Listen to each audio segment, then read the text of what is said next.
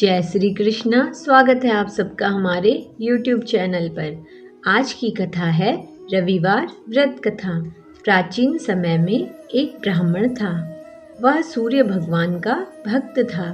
नहाता धोता कहानी कहता था, पर कमाता कुछ भी नहीं था।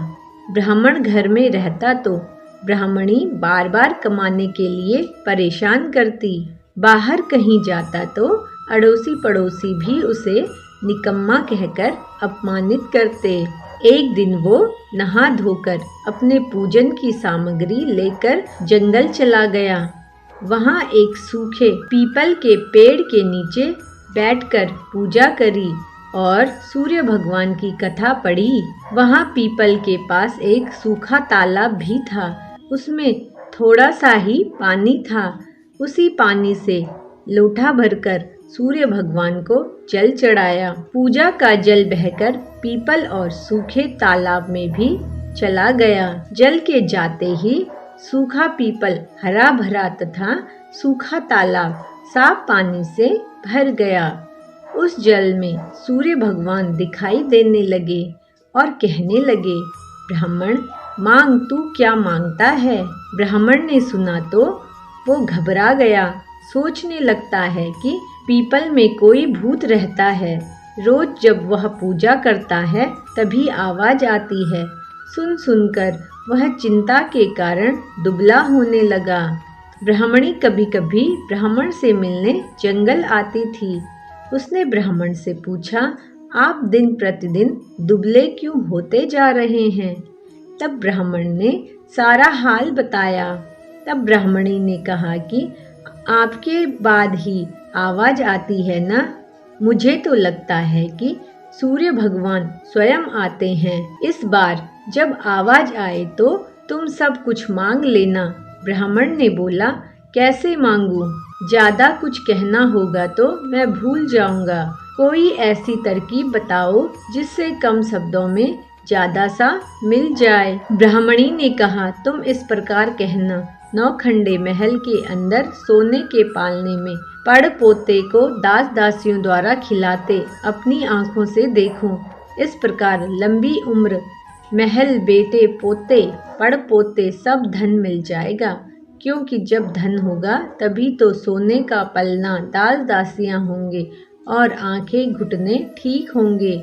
सोने के पालने में झूला झूला सकेंगे और देख सकेंगे।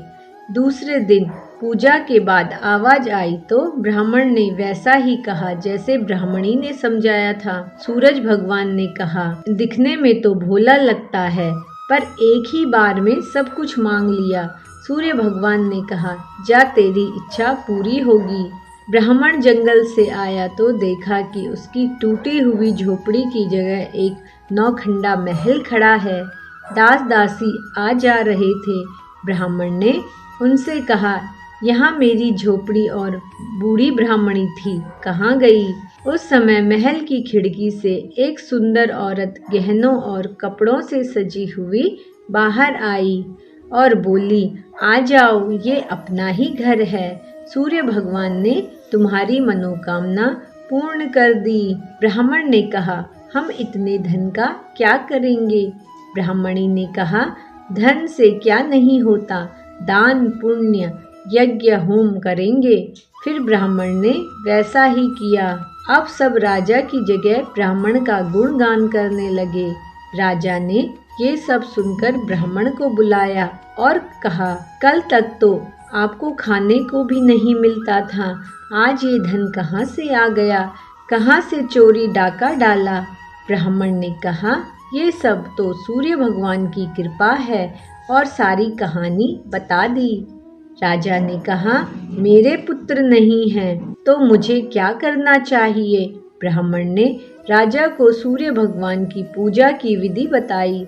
राजा ने वैसा ही किया और उसका पुत्र हो गया।